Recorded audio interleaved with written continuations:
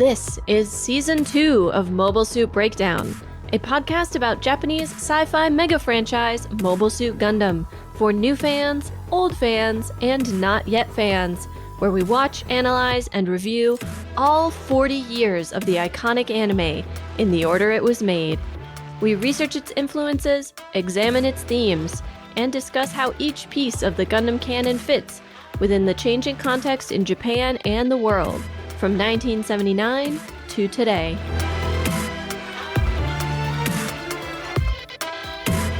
This is episode 2.12, the Karman Line, and we are your hosts. I'm Tom, a lifelong Gundam fan, and pretty glad I didn't accept that part-time job as a mentor to at-risk Jareds. And I'm Nina. I come up with the best nicknames for unnamed characters. Mobile Suit Breakdown is made possible by the support of 156 patrons.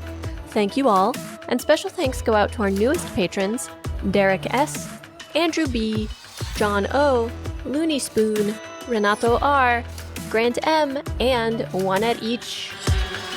If you'd like to support Mobile Suit Breakdown and get access to our Patreon Discord, bonus content, and more, you can do so at GundamPodcast.com/Patreon. And a special shout out to some listeners who have recently reviewed us on iTunes.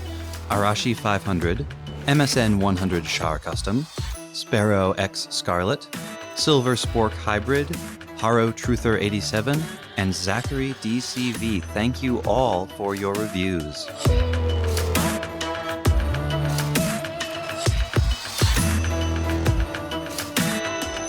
Today is August 17th, 2019, and that means 2 weeks from today we will hit a really exciting milestone. 1 year of Mobile Suit Breakdown. We uploaded our first episode on September 1st, 2018. Most podcasts don't make it past half a dozen episodes, so we're quite proud. We are also incredibly grateful. You all stuck around through those early episodes and their highly variable audio quality.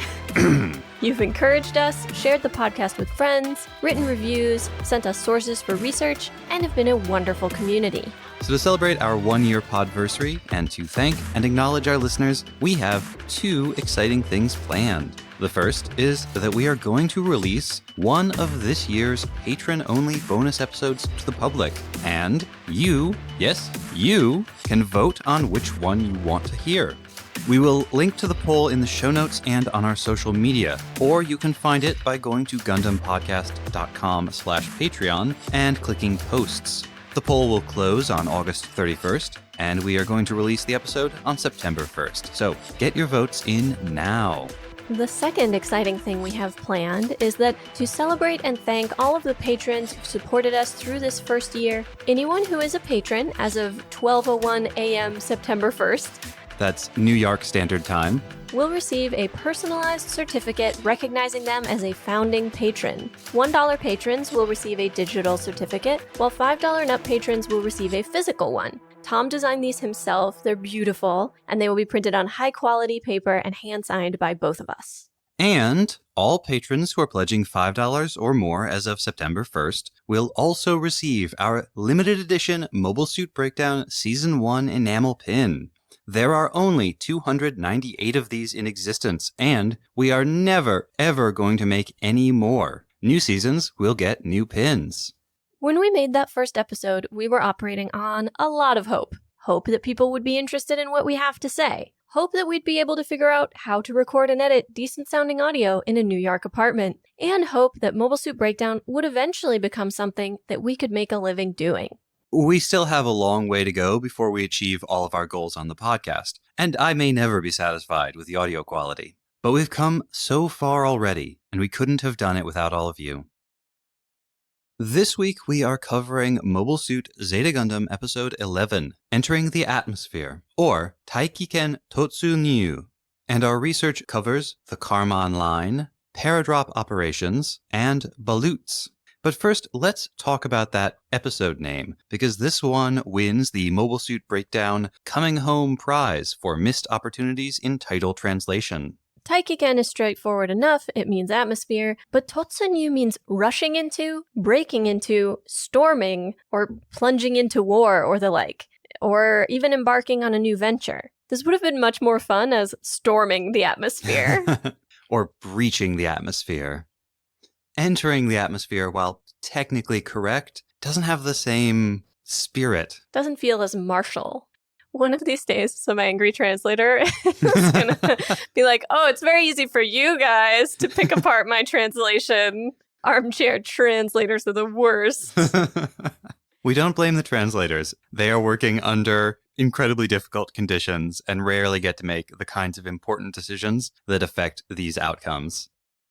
Also, when the translators are listening to us, then we'll know we've really made it. Those goalposts are going to continue to move. What is the ultimate goal? When Tomino's wife is listening to it? Dun, dun, dun. Does she even exist? Is she real? Yes. Are you sure? No. But before we get into the meat of this week's episode, first we have the Titans News Network to remind you what happened last week.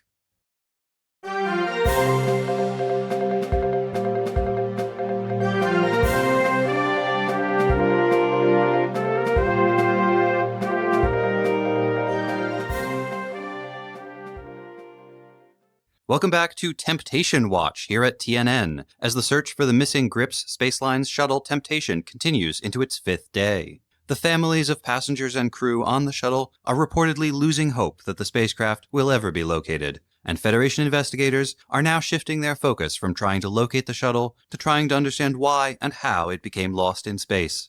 Users on social network MyEarth are sharing their ideas too, and wow are they creative. Theories for the disappearance range from ordinary hazards, like AUG sabotage or pilot error, to the truly ridiculous, like an attack by Xeon remnants secretly living on Mars, or even advanced unknown alien entities. Before its disappearance, the Temptation was a direct shuttle, exclusively flying between the Federation's Jaburo base and the Side 7 colonies Grips and Green Oasis.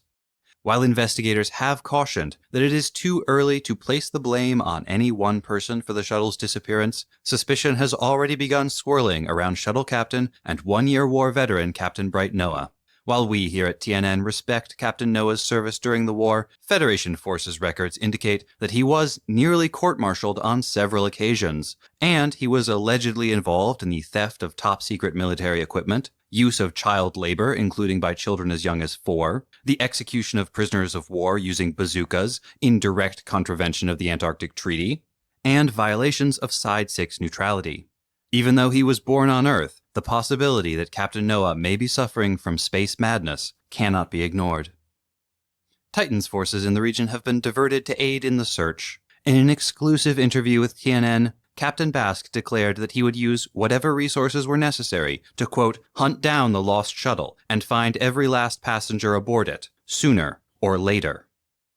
In other news, the lunar city of Amman was badly damaged in a tragic mining accident caused by fracking and excessive use of petite mobile suits. Luckily, Titans from the Alexandria Task Force were on hand to deal with the survivors. In order to ensure that senseless tragedies like this are not repeated, the Federation government is already working on a bill that will give more power to the Titans. That's all from us for now, but stay tuned after the break for the debut of TNN's new talk show, The Hot Seat with Kakrikon Kakuler, and you won't want to miss new episodes of Cookin' with Jamaican and Behind the Goggles. And now the recap for Entering the Atmosphere.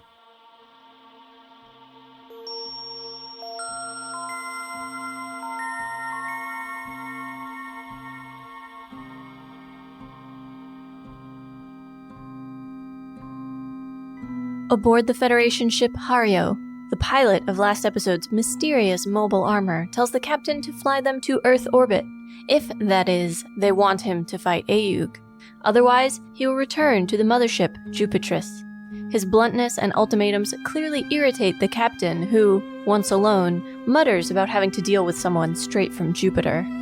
Meanwhile, Camille and Astonaji run checks on the Mark II until Astonaji shoves Camille toward the lunch cart, telling him to take a break. It's only as he's floating over that Camille notices Fa is pushing the lunch cart.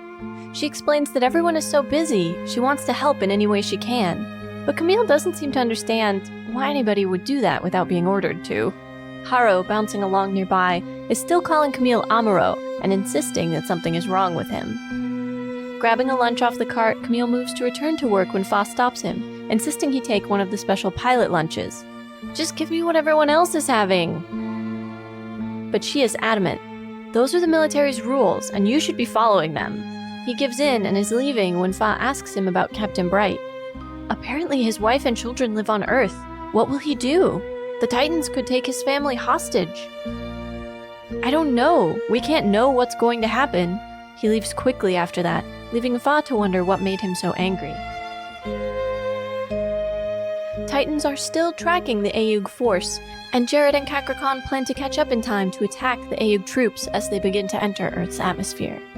Kakrakan is pleased to be returning to Earth so soon, and Jared teases that he must have someone waiting for him. On the Argama Bridge, Bright, now a captain, is taking over Beckner's post. Beckner will be returning to the moon on the next transport, but has one final concern. Are you okay with this mission? I heard your wife and children live in Jaburo. Quattro asks to hear more about Bright's family, and we learn that he married White Base helmsperson Mirai Yashima, and they have 2 children, a boy and a girl. But Bright isn't worried. His wife is practically a new type herself, and they talked about him joining Aeug when they last saw each other. Back on the Hario, the mysterious man from Jupiter is demanding that his mobile armor deploy alone, without any mobile suits for support. If my Masala can do the job on its own, we have no reason to use these outdated models. Aeug forces depart the rendezvous point and set a course for Earth. Camille and Astonaji do final checks on the Mark II's new flying armor. Bright briefs his lieutenants and asks Quattro to rescue Mirai and the children if they are still in Jaburo. And Fa goes to visit Camille, resting in his room in preparation. She mentions his parents, that she only just heard that they had died, and this seems to set Camille off. Voice full of emotion, he tells her he feels badly that her parents were suspected because of him, that she had to flee because of him, but that there's nothing he can do about it, nothing to be done, that he's not in his current situation because it's what he wants. Fa, on the verge of tears, leans into the doorframe. I don't know what I should do either. They both seem to want to comfort each other, but their own hurts get in the way. They can't help but cause each other pain. Camille finally yells at Fa to leave him alone, and she calls him an idiot before doing just that. It's not long before the mission begins, and the mobile suits launch in the first stage of the attack on Jaburo. Almost impossibly fast, the Masala flies past the Aeug forces, destroying one ship in a single shot, and gone just as quickly. Emma breaks formation, taking her unit to deal with the threat, and either cannot hear or ignores the order that she return. Camille is ordered to go after her, but no other mobile suits can be spared from their formation, and the Masala has begun to pick off individual units. Bright orders the ship's guns to provide cover fire, and the mobile suits to leave their ships and enter the atmosphere as quickly as possible. Their slow pace is putting them all at risk. As Camille and Emma close in, the mobile armor suddenly transforms, changing from a ship-like shape to a more humanoid one. They are stunned, and when they freeze, the man from Jupiter takes advantage, slicing an arm off Emma's Rick Diaz with his beam saber. Quattro arrives and orders Emma back to the Argama. The man from Jupiter, underestimating Camille and the Mark II, is shocked when they are able to dodge all of his attacks.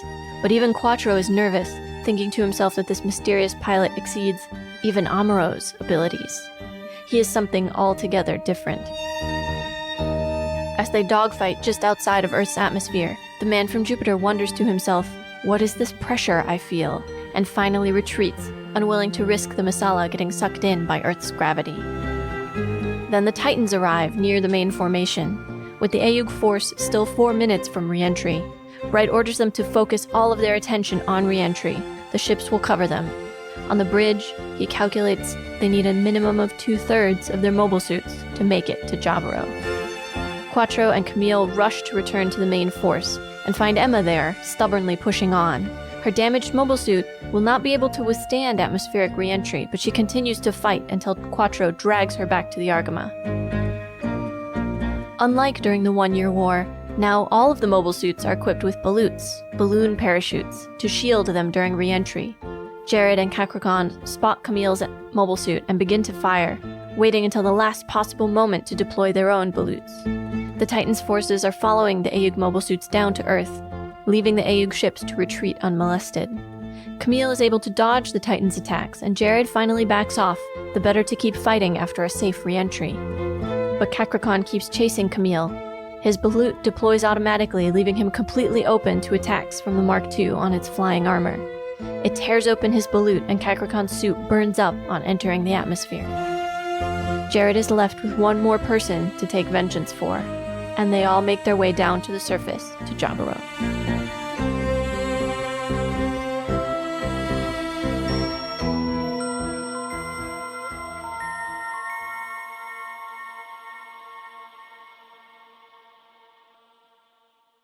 It was too good to last. All those warm, fuzzy feelings from the end of the last episode are now replaced by quite a bit of angst. Yeah. Fa and Camille seem to be set up in direct contrast with each other in this episode. Yeah, I kind of get that in terms of their attitudes toward doing their jobs on the ship. Did you see it in other aspects?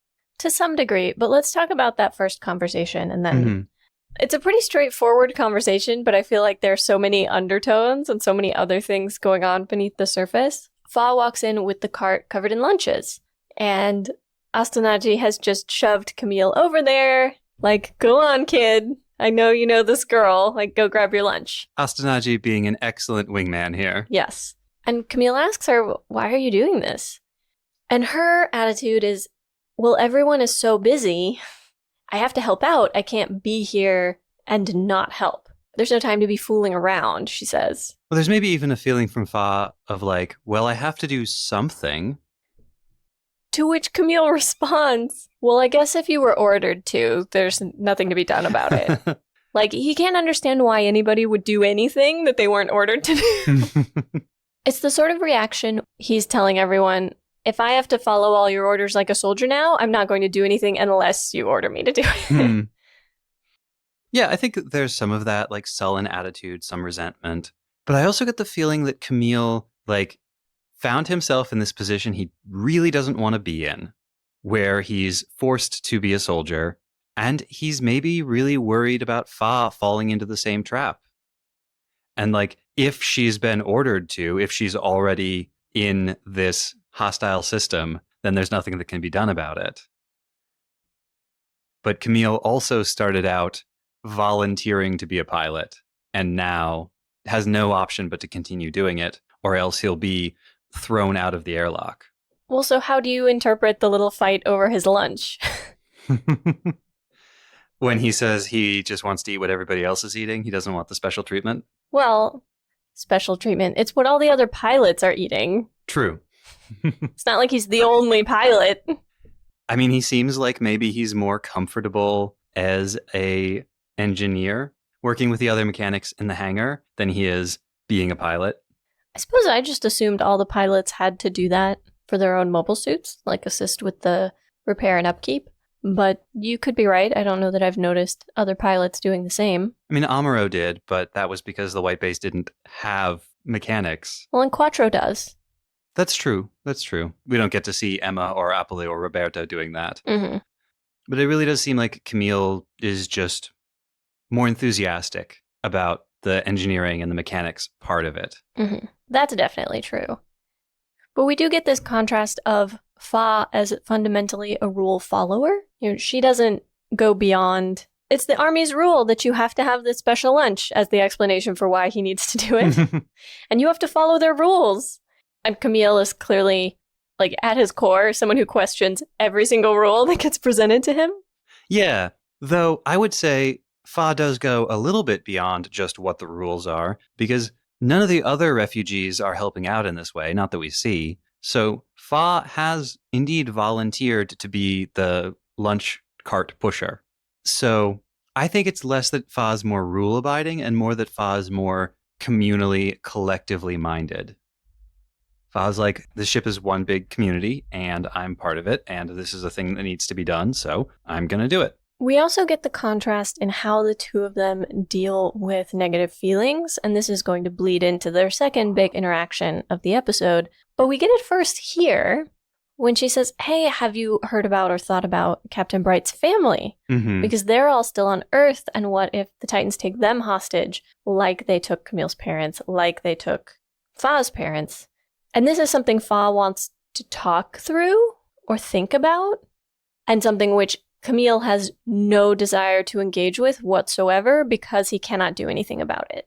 He doesn't want to talk about it. He doesn't want to think about it. The moment she brings it up, he gets agitated. He seems angry. I don't think he's angry at Fa particularly, but he seems angry and he leaves. And she thinks that it's because he thinks he's like too important to talk to her now because he's a pilot.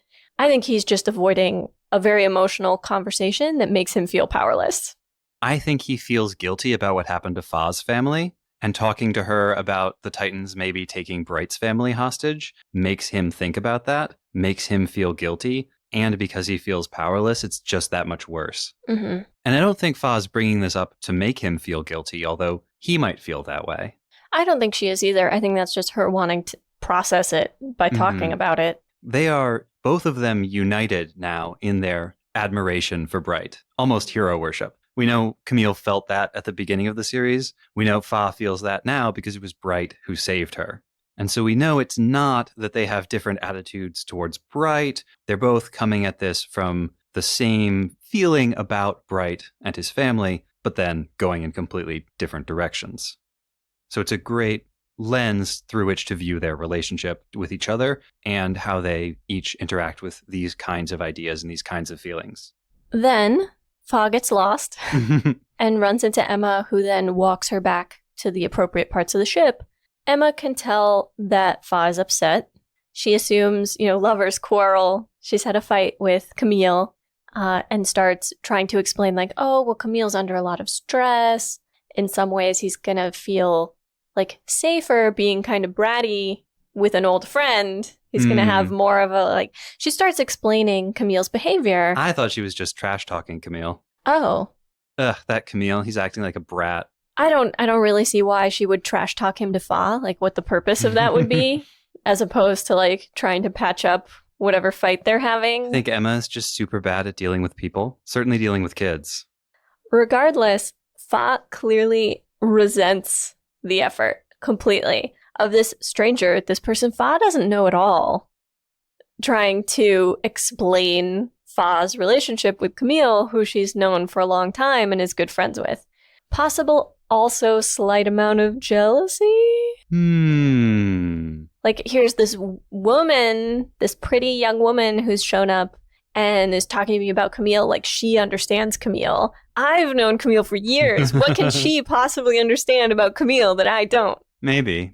Well, and she has that line I understand a pilot's feelings, which obviously she doesn't. There's a ridiculous thing for her to say. Then Fa goes to talk to Camille at his room. She had not heard about his parents yet. She just found out. She came to talk to him. He completely rebuffs her at first. You don't have to act so sad and shocked. And she's like, what act? And then, again, we have him expressing, I feel bad that all of these horrible things have happened because of me, but there's nothing I can do about it. I can't do anything in my situation. I'm already stuck in a situation doing things that I do not want to do. Well, and since I started doing this, things have only gotten worse for me. Fa, on the other side, and I felt like this was very awkwardly phrased, but I get what they're trying to say. In the subtitles, it's something like, I want to comfort you, but I am just a child myself. Which I think what they're getting at is she wants to comfort him as his friend, but she doesn't really know what to do either in this situation. She is also a kid with little to no life experience. Her own parents are maybe in danger. Her life is completely upended. She's not exactly in a great position to be comforting anybody. True. And neither is he, and that's sort of what they say to each other here, which I really love this scene. I think it's heartbreaking, but I love the interaction between the two of them and how honest they both are with these feelings that, they can't handle them. They can't deal with them. They maybe don't even understand them, but at least they're being honest with each other about them. Except that, and again, here's where the contrast between the two of them comes in, right? I think having come to that conclusion, Fa would just as soon have like stood there in the door talking. I think Fa, feeling those feelings, would still want to try to talk through them. Mhm. Camille says, well, okay, if neither of us know what to do and we're both hurting and we can't help each other, leave me alone. And look at what he's doing when Fa comes to his room. He's like standing in the dark with his shirt off and his fists clenched, like vibrating with tension. He's in a dark place right now. What they both need is some sort of wise, caring adult who can help them deal with these feelings. They're not going to get it. Nope. Emma shows up, sees that they're having this encounter, and just is like, well, those kids. She has like a little smile. Again, I think she's interpreting this as like, oh, lovers quarrel, like those young kids. I don't think she realizes what they're fighting about or the fact that it's serious. I do wonder, narratively, what is the point of having her observe their fight? I think it's to rub in the fact that Emma is just useless as a role model for them. It could kind of be to emphasize the point that I just made, that like adults looking at this relationship between these two teenagers are probably going to downplay its significance or seriousness. Like, oh, they're childhood friends, or oh, it's young love, as if it's not a big deal. Mm-hmm. When they are actually contending with some very heavy, serious emotions, none of which really gets taken seriously by the people around them. Because they're expected to behave like adults and do an adult's job. But not be treated with the respect that adults are treated with. Right. Something I noticed this episode, ever since Fa has arrived, which was just last episode, but throughout the entirety of this episode, Haro is with her, not with Camille. Yet I think that Haro remains an element of Camille. Like, Haro is still part of Camille's spirit. Oh, I don't disagree. But you think Fa has become the keeper, the guardian of that part of Camille? She's also representative of his past, which we know his time on the ship has kind of been a turning point in from child to adult transition. And so perhaps this is part of why Camille, while he appreciated seeing Fa again, resents her continued role on the ship and in his life, because Fa is an artifact of Camille's childhood, a reminder of it. And in moving past the trauma of his parents' death, he's created this pseudo-adult life for himself, this persona and role in the crew that Fa does not fit in, and that does not fit into the Camille-shaped hole left in Fa's mind. He cannot be with Fa the person he needs to be for the Argama. Or he hasn't figured out how to be. I wouldn't say that he can't. He hasn't yet figured out how to do that. That's very wise. Well, that's a common enough human thing, right? That you grow older and you change, and then you try to continue having relationships with people who you began those friendships when you were both children, and you're both so different now. And how do you navigate those relationships? How do you adjust to the fact that you're both very different than you were now that you're grown adult people?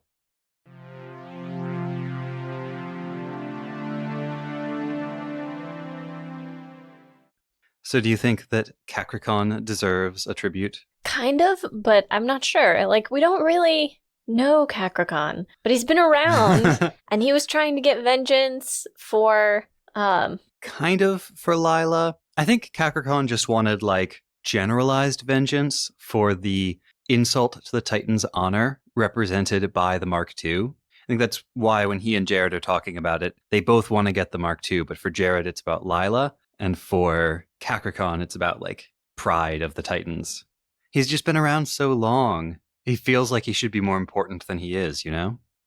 So while I don't think that Capricorn is a significant enough player in here for him to get a tribute in this episode, I did want to talk about how he opens the episode by holding up a sign that says, "I'm gonna die," because he's so happy to go back to Earth. He's going to see his lover again. He's like on his last mission before retirement and showing everybody pictures of his wife and kids. I was actually going to ask, why is it everybody's got lovers and nobody's got a wife or kids? Or parents or best friends? Like, just kind of an obsession with sexy young women. Bright's got a wife. That's true. And kids. Mm-hmm. But Bright's not going to die, I hope. She hopes. Why you gotta be like that? Right in the same episode that I'm all excited because we have Captain Bright and we get to get rid of Captain Beckner. Good riddance. He's so much better. Yeah, I love Bright captaining. And then we find out that Bright and Mirai got married, so we can just pretend that whole Slegger Law incident never happened. Just erase it from our memories. I assume they pretend it never happened. And then, when I'm feeling so happy, you have to be like, maybe he's doomed. And Tom has a smile that he uses when he's trying not to give spoilers. It looks evil. It looks mean, like he's plotting something terrible. He's trying not to laugh as he hears this description of himself. It is absolutely true. It's just that Gundam is full of doom. He has a mustache now, but he hasn't yet started twirling it when he has the evil smile on. It is nice to see the back of Beckner. I did like his goodbye, though. Oh, that was sort of sweet. Yeah, he's clearly still got a thing for Emma. She clearly knows that he does. I don't think either of them have admitted this out loud. It seems like maybe he's going to when he's leaving the ship, but then they get interrupted by Fa getting lost and wandering into where they are. Well, they keep getting interrupted a little bit by people going by with like crates of cargo. And the animation does a neat thing where the people carrying the cargo pass not behind Beckner and Emma relative to the camera, but between them and the camera. It interrupts our view of them at the same time that it's interrupting their conversation. And he can't maintain eye contact with her. He keeps like looking around at whatever there is to look at. And he's like, it's a shame to separate myself from such a talented and skilled subordinate. That's why I'm sad about this. Right. It's one of those conversations where most of it is unsaid. And you don't entirely realize how bad at captaining Beckner is until you see Bright back in his element in the captain's chair on the bridge of a warship. Oh, it's so good. He's so decisive. So decisive and like constantly on top of everything. And he gives clear, specific orders. Whereas Beckner was like, the thing, do it! Bright is like, have the mobile suits descend to below the horizontal line of the ship, then open fire with all batteries on the enemy fleet. And Bright doesn't seem flustered. Beckner often seems flustered. We love Bright. Welcome back, Bright. It's clear, although it's never discussed, Beckner seems to understand this as well. Oh yeah, Beckner has no hard feelings about losing this ship. None at all. He is off the Argama at the first opportunity. Speaking of Bright, why does Quattro know how many children Bright has? It was a lucky guess, he said ominously. I had two different ideas about this. The first one was that possibly Quattro has been keeping an eye on the entirety of the White Base crew ever since the 1 Year War. It seems like a thing he would do. We know that the AUG has been trying to keep tabs on Amuro, or at least trying to find him, and we know they're working with Kai, so it's not much of a stretch to assume that they are, in fact, keeping tabs on all the old White Base guys. No word on Sayla or Job John. This was my conspiracy theory moment during the episode, but I was also wondering if Quattro perhaps considers Bright and Mirai's children an experiment in what happens when, like, new types have kids, but then raise those kids on Earth. Are the kids going to be new types? Do you have to go to space? Does it matter? Yeah. So I was intrigued by Bright's comment, my senses aren't as sharp as they once were, which, like, buddy, you're 26. Your senses cannot have started going downhill that fast. I'm wondering if for Bright being on the White Base on a bridge full of new types, there was a kind of like amplification or referred new type ability. Contact high from the new types. Yes. There's so much new type radiation going around. That is very far-fetched, Tom. I'm just saying, it's one possible explanation for why Bright feels like his senses are not as sharp as they used to be. It could also be all the trauma.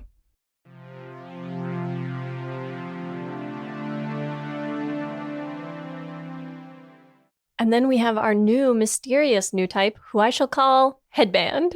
I was going to call him Jupiter, This is his third appearance. And still no name. We know that the ship he's on is called the Hario. Isn't that a kind of candy? That's Haribo. And And they make gummies. Gummy candy. that he came from the mothership Jupitris, and that he pilots the Masala mobile armor, which he himself helped to develop.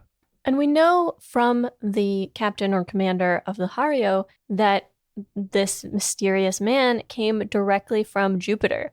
And he expresses some frustration about this. Like, why would they send me some guy straight from Jupiter? Which to me felt a little bit like, they sent me this guy who's been out in the colonies and who doesn't know how to behave in society anymore. Like, a little bit. And Jupiter Headband says the same thing when he's talking about his experience of transitioning back into the Earth sphere. He calls it the secular world, which makes it sound like he's just returned from like a religious retreat or ascetic hermitage. And our only other experience of Jupiter so far is Shalia Bull, when we meet him in First Gundam, has just returned from a pretty long-term mission to Jupiter. And there is a sense there that he is also a different kind of person, a man apart. And then we have Quattro's reaction to him while they're fighting, which is he calls him a chigao type, so a different type, something that's not even like a new type. Or at least different from any new type that Quattro has encountered before. He's not an Amuro, he's not a Lala, he's not a Camille. There's something special about this one. I think there's something special about Jupiter, or possibly just going deeper into space. The further into space you are, the further removed from Earth and its gravity, the stronger these effects are on you, perhaps. I don't know how much Quattro has thought about it. I wonder if it's scary for him to realize that, oh, I think I'm so great, but all the humans living even deeper into space are potentially like exponentially stronger in these abilities than I am. Though Quattro, if he is in fact Char... He is. It's not a question anymore. It's been determined. Char had to come to terms with not being the most powerful new type in the room a long time ago, because that was his experience with Amuro, with Lala. Practically every new type that Char ever encountered was stronger than he was. And we remember that his solution there is he either needs to be able to control you or he needs to be able to kill you. This is what he says to Amuro at the end. You're too powerful. If you won't join me, I have to kill you. And perhaps the Chigao Taipu is an acknowledgement of that. Like, oh, this guy's really strong. I'm going to have to do something about this.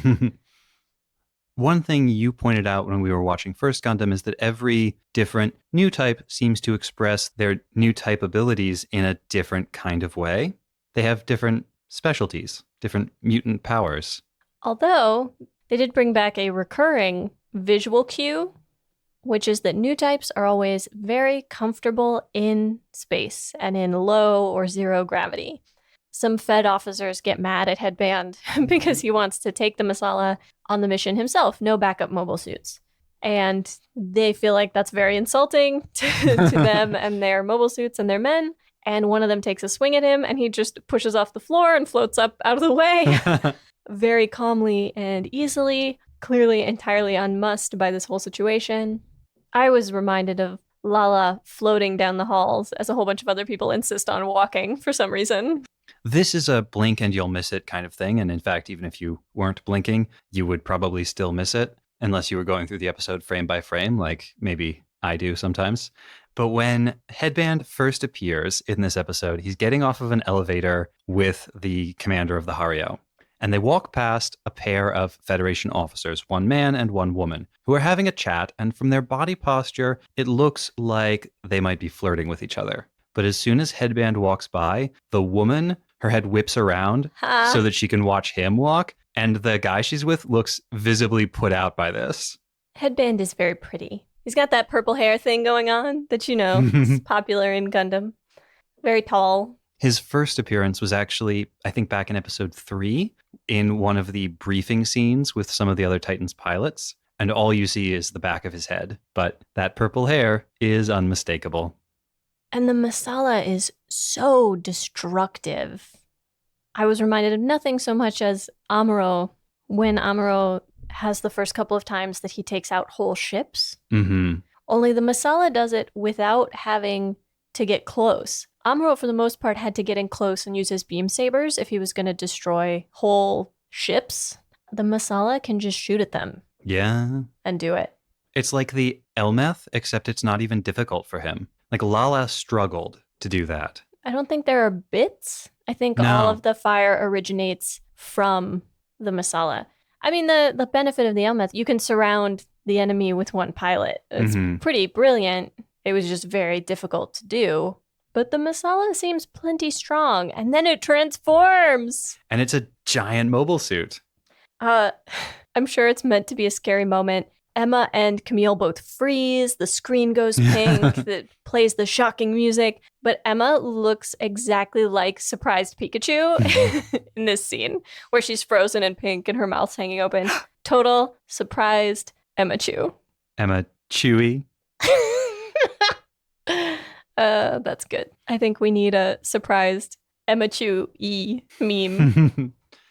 Yeah, and that brings us back to Emma sucks in this episode. God, she's just the worst. She can't follow orders. She can't fight. After all her lectures to Camille. Seriously, this is Emma. Miss, you must follow orders exactly all the time or you're going to get beat up. She abandons not just the formation, but she's on point in the formation. She abandons her leadership role in the formation, which is fundamentally important, to go chase this random mobile suit. Yeah.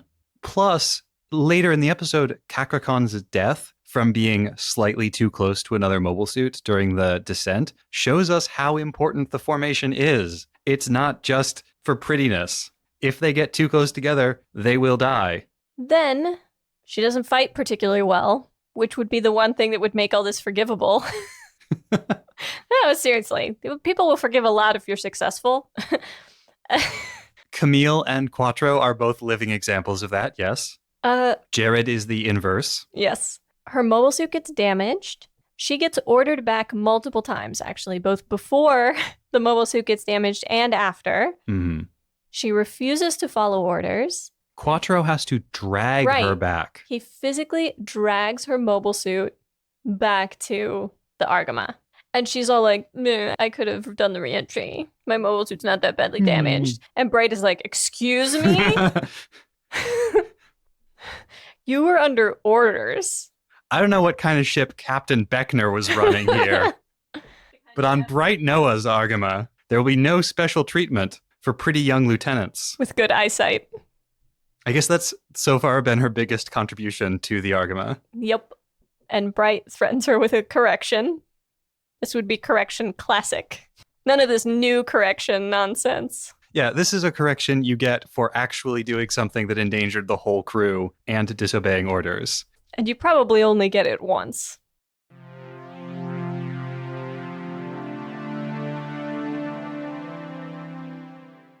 There were a lot of really beautiful compositions in the way that the fight was animated. Just from the moment all the mobile suits launched, it had a feeling of it felt grand and epic and exciting and important in a way that even larger actions with more mobile suits in First Gundam rarely ever managed to. I put a lot of the credit for that on the music, but the animation was definitely doing work too. There's great sense of scale. I think especially when they can show you part of the curvature of the Earth in the frame, you get a sense of how massive the Earth is and how massive this group of mobile suits going on this mission must be. There was one shot in particular I really liked where Quattro is on the radio, radio, whatever short-range communication they have, and is getting orders to go after the Masala. It's like a split frame, and they're each on one side. Bright's on the right, and Quattro's on the left, and they're both facing each other, facing toward the middle. And then after Bright stops talking to him, Quattro gets the full frame and when it cuts, he's facing the opposite direction, and it gives you a sense of movement. It feels like he's suddenly whipped around, because of some new threat on the battlefield. And then we have the descent itself, which this didn't hit me at first. This was Tom all the way. Tom looked at this and he said, this is like paratroopers. And it totally is. Because I assume, this is a thing I will be researching this week, but tactically, there's a lot of stuff that happens before the paratroopers jump. But once they jump, they can't really do anything else. Like, you're falling through the sky. Like, there will be stuff to do when you land, but you have very limited maneuverability while you're up there, and all of the mobile suits in their balloons can't really maneuver at all, which puts the Mark II like head and shoulders above all the rest of them because he's got the protection of the Wave Rider. Yeah, it's called a flying armor by some and a Wave Rider by others. He's got the protection of the Wave Rider, but he has mobility, and none of the people in balloons can move. Even before they actually blow the balloons and start the descent, the things that they're wearing, the balut systems, have a little like compartment on the front of the mobile suit and another one on the back that makes them look very much like parachutes, especially old school like World War II era parachutes. Very bulky, probably makes them less able to fight. Yeah, probably. Limits their mobility to some degree. Part of why they're so vulnerable during this operation. And we have the end of the episode, which is all of them falling to Earth, and you get this overwhelming sense of quiet. Like, we've just had battle. We're just about to have more the moment they land. But here's this weird moment of peace in the midst of that. And then it cuts to what they look like from Earth, and they all look like shooting stars falling over the jungle. Which is a visual that the show has used before. When the Mont Blanc was destroyed, the wreckage falling through the atmosphere also looked like shooting stars.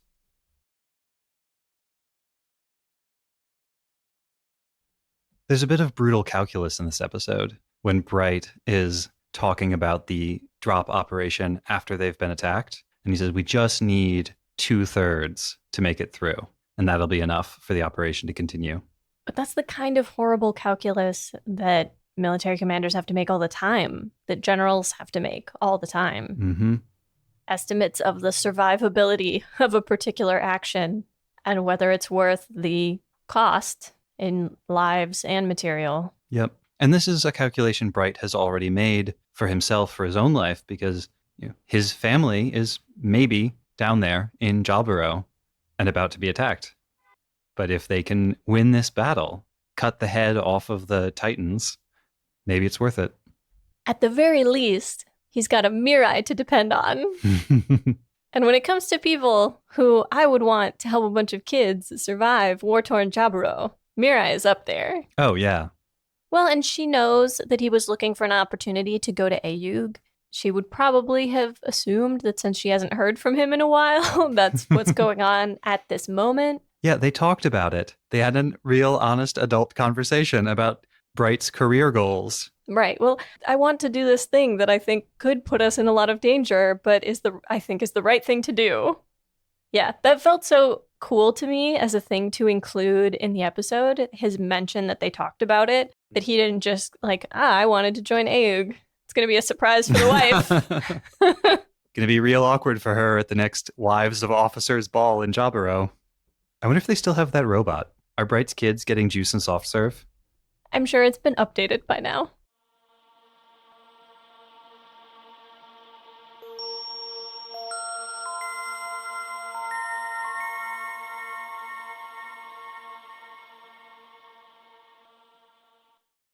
This week, we research and discuss the Karman Line, a brief history of paradrop operations, and real-world balloons. Besides being the name of this episode of Mobile Suit Breakdown, the Karman Line is also an actual thing. Although by actual, I mean theoretical, and by thing, I mean idea.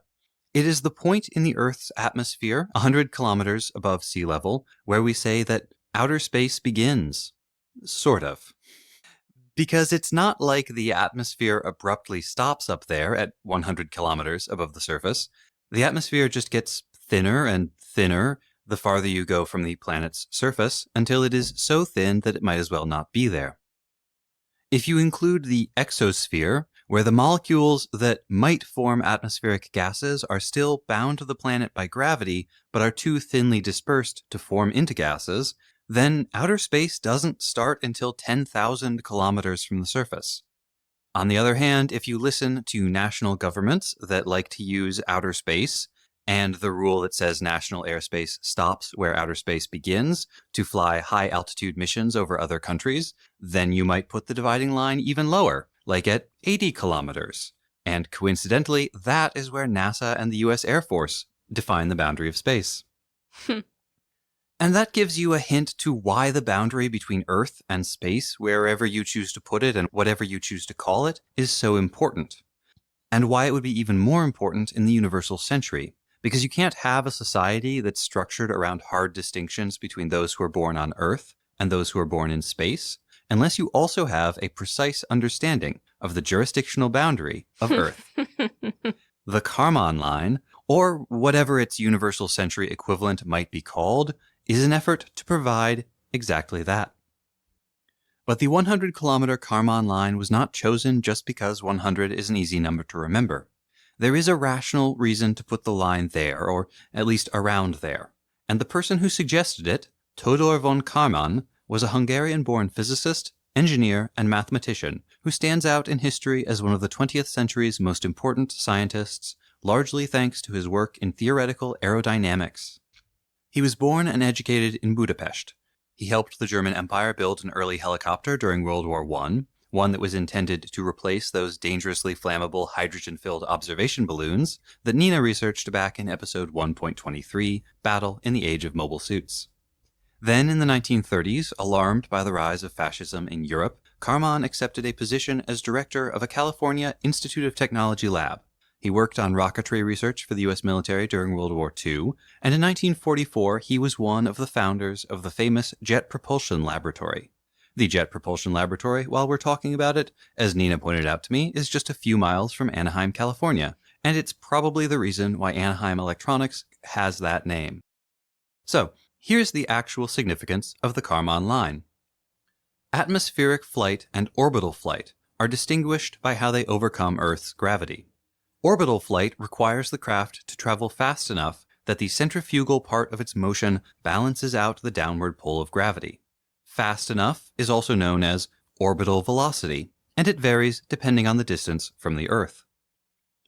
On the other hand, atmospheric flight uses airflow over the wings of the craft to create lift sufficient to balance the pull of gravity. The faster the craft travels relative to the air that it's in, the more air gets forced over the wings, and the more lift gets produced. But if the air gets thinner, that means less air passes over the wings, and less lift gets produced. You can balance the two sides of this equation. You can balance the decreased lift from thinner air by increasing speed. So, the higher in the atmosphere you take your aircraft, the faster you need to go in order to maintain enough lift to keep the plane in the air. Eventually, if you keep ascending, the air is going to get so thin that the speed you would need to travel in order to generate enough lift to maintain altitude will be equal to orbital velocity. That's so interesting and cool. And at that point, the lift is irrelevant, because you're not doing atmospheric flight anymore. You're doing space flight. Karman was the first to publish equations calculating where this point was, and, as he himself put it, this is the point where aerodynamics stops and astronautics begins. And that point, that is the Karman Line. Sort of, because science is messy. The atmosphere is ever-changing, and there are other factors to consider, like the makeup of the air at different altitudes and the size of the wings. All of these variables change the result of the equation a little bit, not a significant amount. So Karman ended up proposing 100 kilometers, and for the most part, the scientific community accepted it as a compromise solution. Plus, it is an easy number to remember. And to bring all of this back to Gundam, it is contact with the air that causes a mobile suit or anything else doing reentry to become superheated. No air, no superheating. And above the Karman Line, there just isn't enough air for superheating to happen. So when we talk about Ayug storming the atmosphere, we are really talking about breaching the Karman Line and crossing that hard boundary between space and Earth.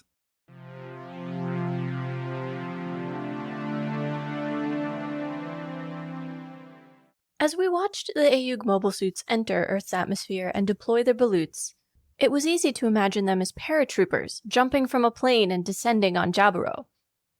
So this seemed like an appropriate time for a brief history of what I have learned is called paradrop operations. That is the technical term.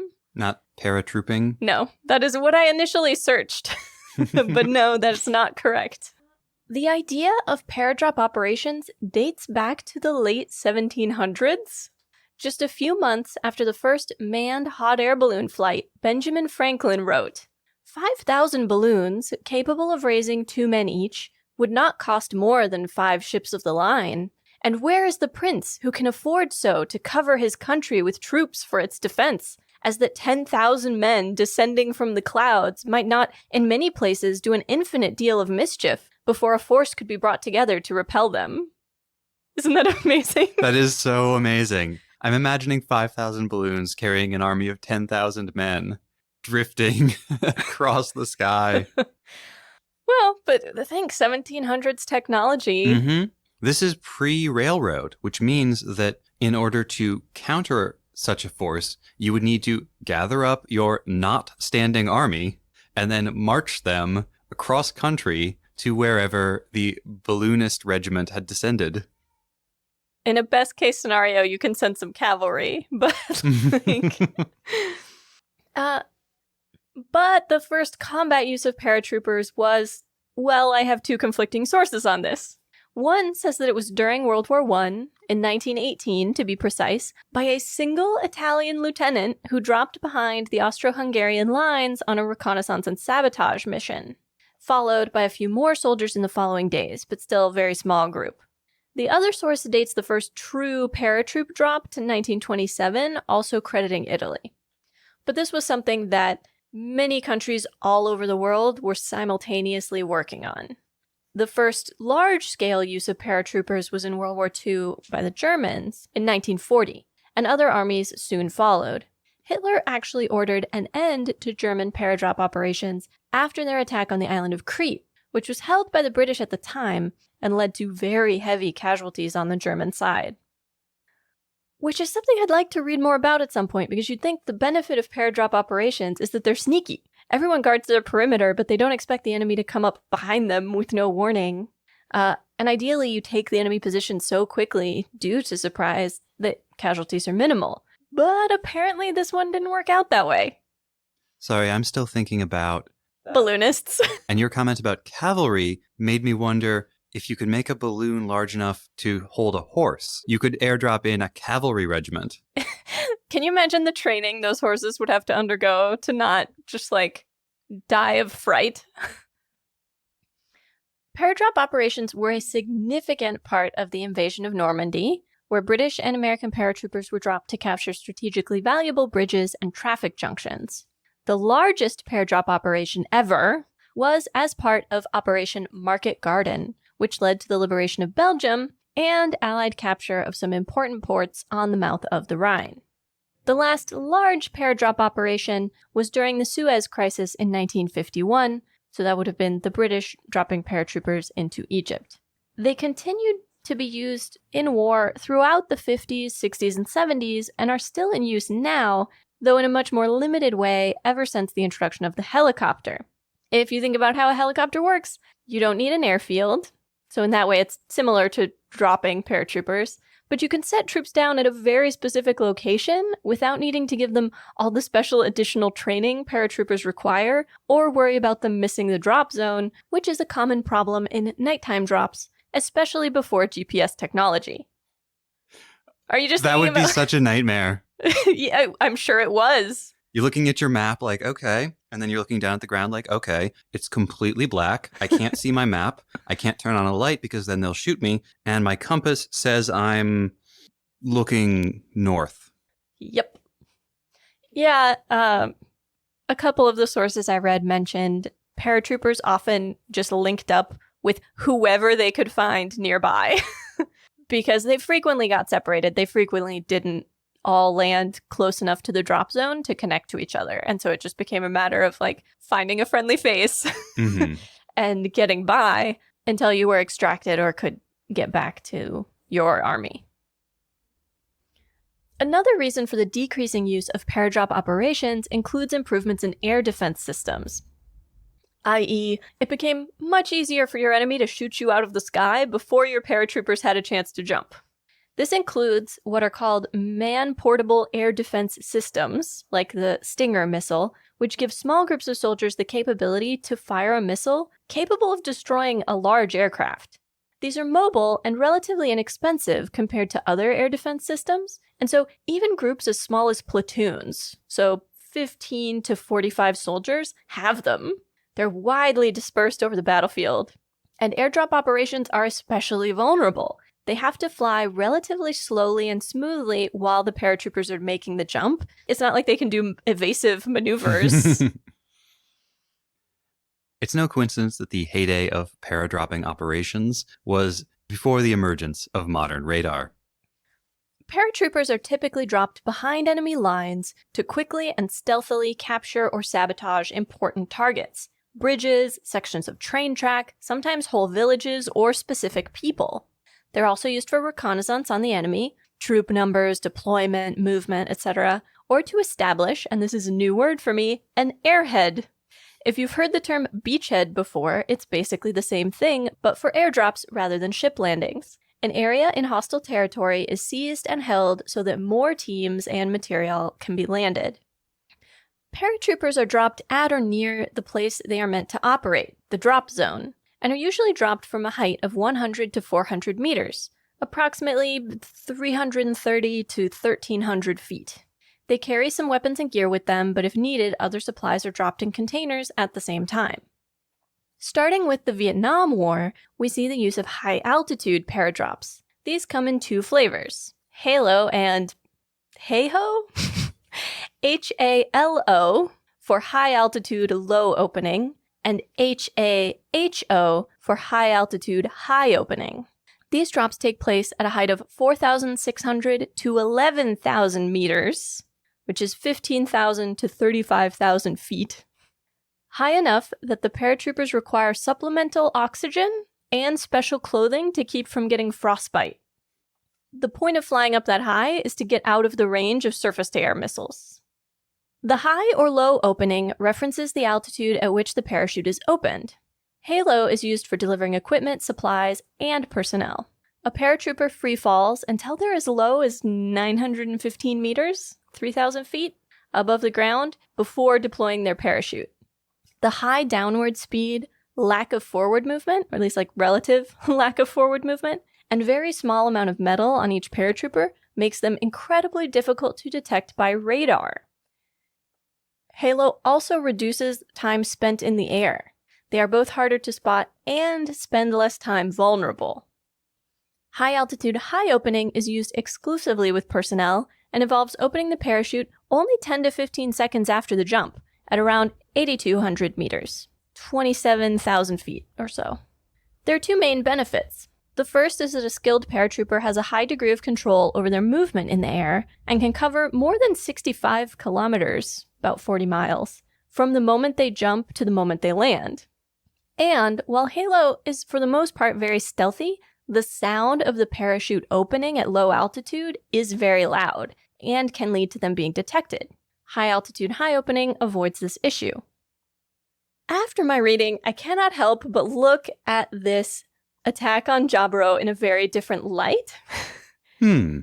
How so?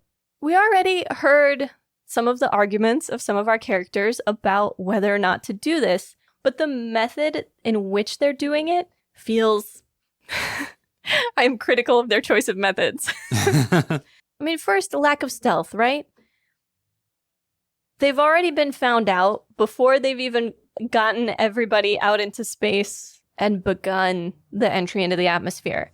And it's not as if there's multiple viable targets. Everybody knows they're going for Jaburo. Everyone can tell immediately based on where they're doing their reentry, like, oh, obviously Jaburo. Mm-hmm. So no element of surprise. And even if the Titans in space are not able to communicate that to Jaburo on the surface, it's broad daylight. They will probably notice. Hey, we weren't expecting a meteor shower. The troops in the Baloots are incredibly vulnerable. I I don't know at what altitude they remove or destroy their balloons. What's a safe fall height for a mobile suit? But while they are in the balloons, they are very vulnerable. And it seems like it takes practically no damage at all to puncture a balut. And if the balut is destroyed, so is the mobile suit. That's what happens to Kakarkon. Presumably, once they're low enough that they don't have to worry about the superheating, that's no longer the case. But yeah, it's their only defense while they're in that zone.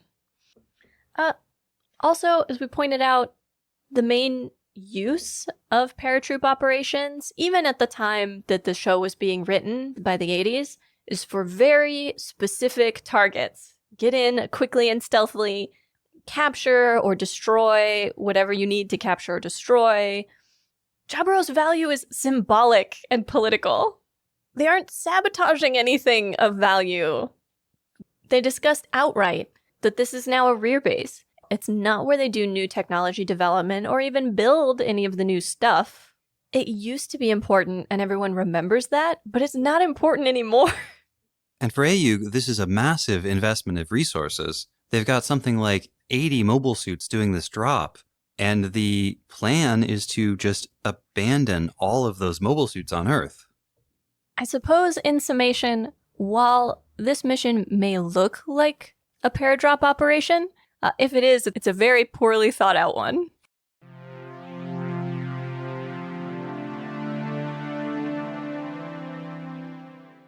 The moment the balutes, those inflatable reentry devices used by both the Titans and AUG to drop mobile suits through the atmosphere, showed up, Nina guessed that the word was a portmanteau of balloon and parachute. And she was exactly right. In fact, balutes, or balloon parachutes, are a real thing and have existed in the real world since the Goodyear Tire and Rubber Company invented them back in 1958. They really do get used in atmospheric reentry, and have been since at least 1961, when the Gemini reentry module used a balut as part of its landing procedure.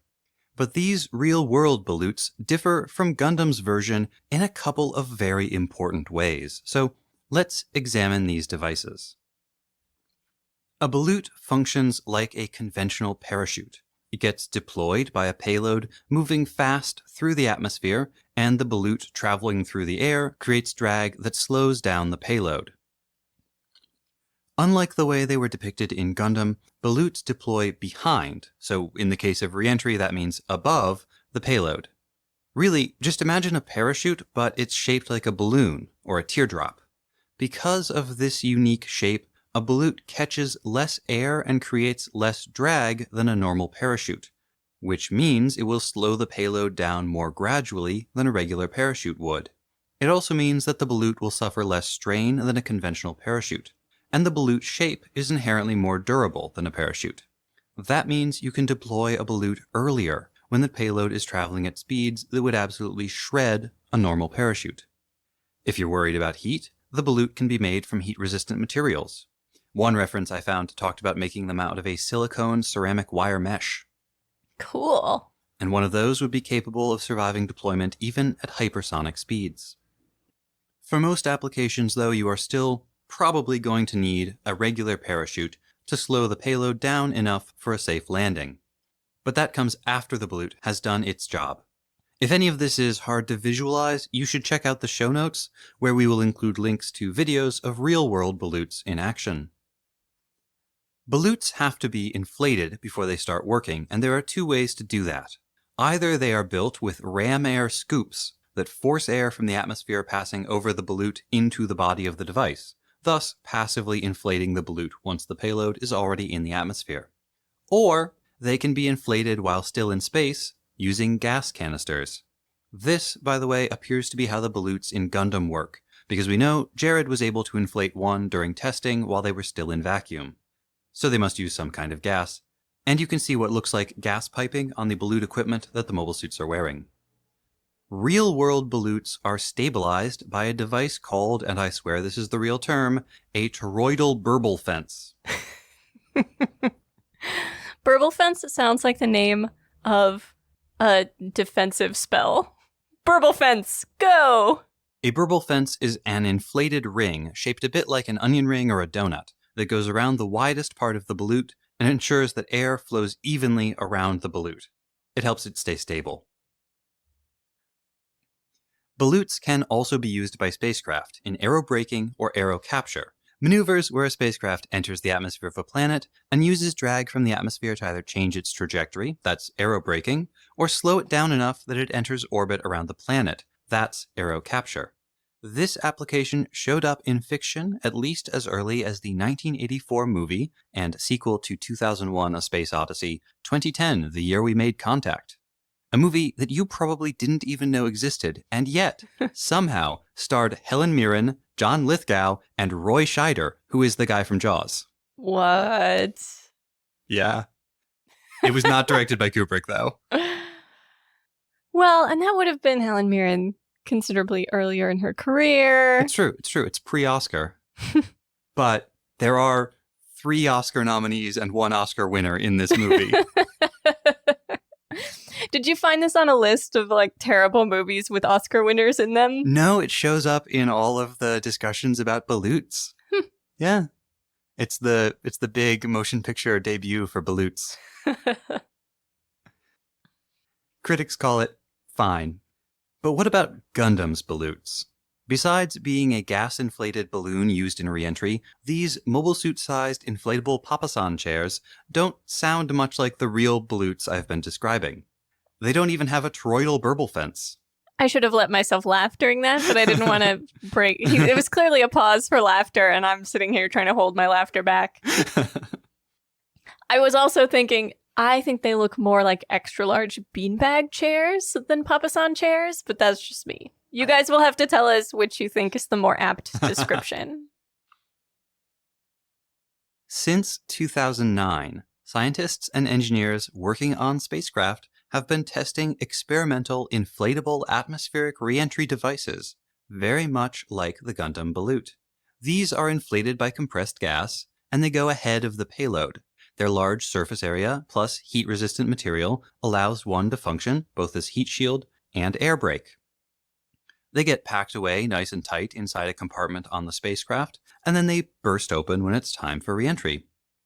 NASA is calling their current version of this the HIAD, or Hypersonic Inflatable Aerodynamic Decelerator, and they classify it as an inflatable aeroshell.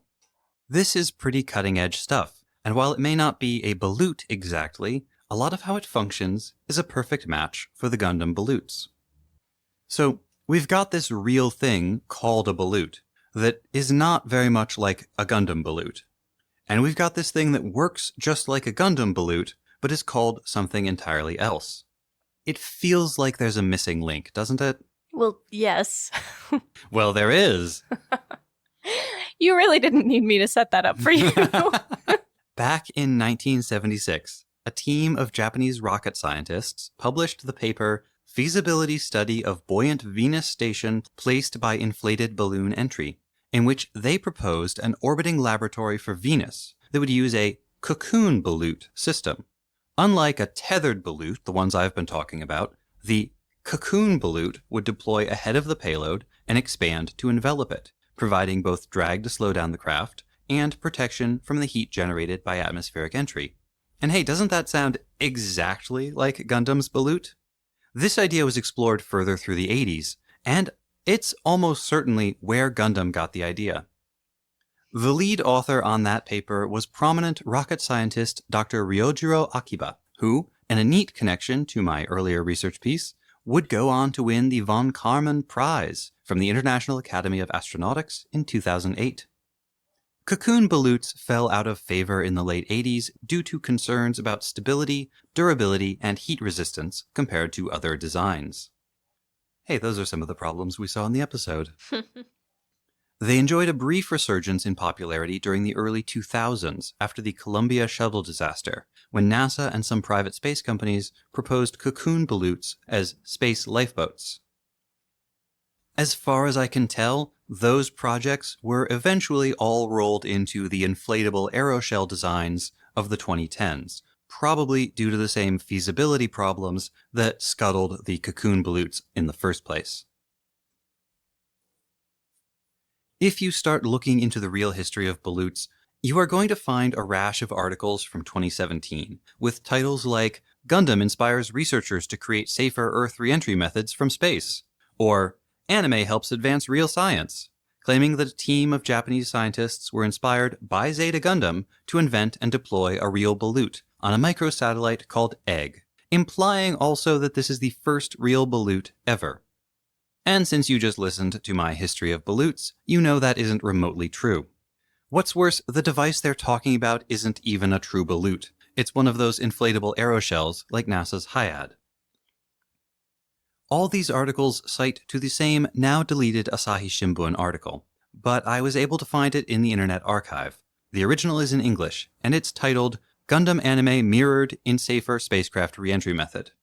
As the original title suggests, it doesn't actually claim that Egg was inspired by Gundam. It merely uses Zeta's balutes as a handy metaphor for explaining how the inflatable aeroshell functions, to an audience that is presumably more familiar with Gundam than state-of-the-art atmospheric reentry techniques.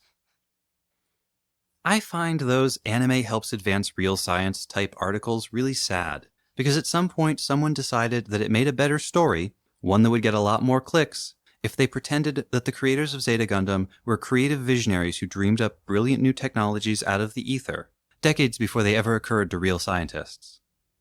When this is really a story about how the creators of Zeta Gundam earnestly loved the real science of space travel and exploration and worked incredibly hard to represent it accurately in their Giant Robots space opera. That is the Gundam that I love most. Next time on episode 2.13, Appetite for Mass Destruction, we cover Mobile Suit Zeta Gundam episode 12 and In the Jailhouse Now. Who speaks for the trees? You know what this reminds me of? The sinking of the Titanic. Pilots and man-children first. Camille's tubular surfing adventure. Rekoa gets the La-La music treatment. Char is projecting. You know what this really reminds me of? The Fall of Saigon. Jared's all-purpose vengeance, TM. And the damage is internal. You will see the tears of time.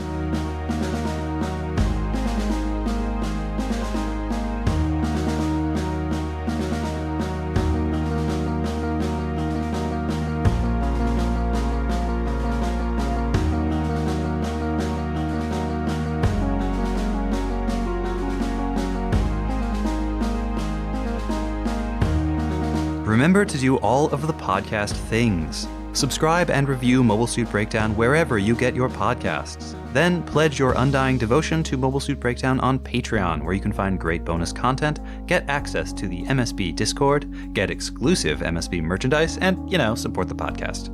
You can also follow @Gundam Podcast on Twitter and Instagram, and like us at facebook.com/Gundam Podcast for all kinds of extra content. And you should always check out our website, GundamPodcast.com, for all of our episodes, show notes, watch list, wish list, some other lists, and more. Plus, you can always email your questions, comments, and complaints to GundamPodcast@gmail.com.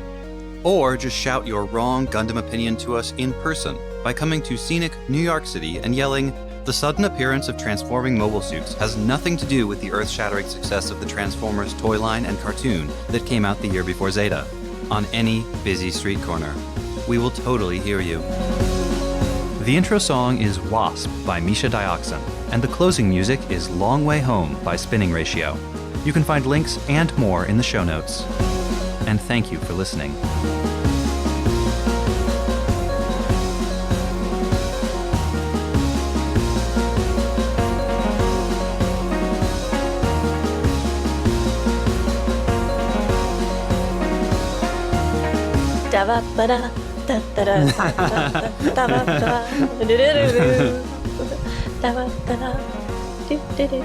Alright, I feel...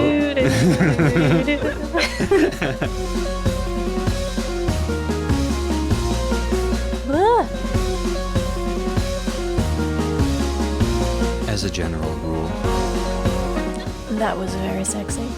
When I said, as a general rule. Okay, now it's too much. paratroopery, paratroopistism. If an army horse becomes a army balloon horse, is it technically a Pegasus? Ho, ho, ho, ho, ho.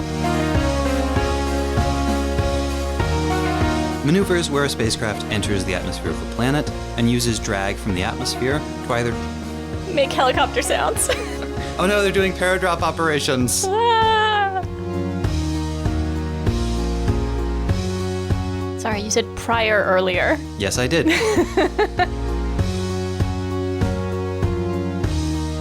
That is the Gundam that I love most. Aw. You don't have to include that. I might, though.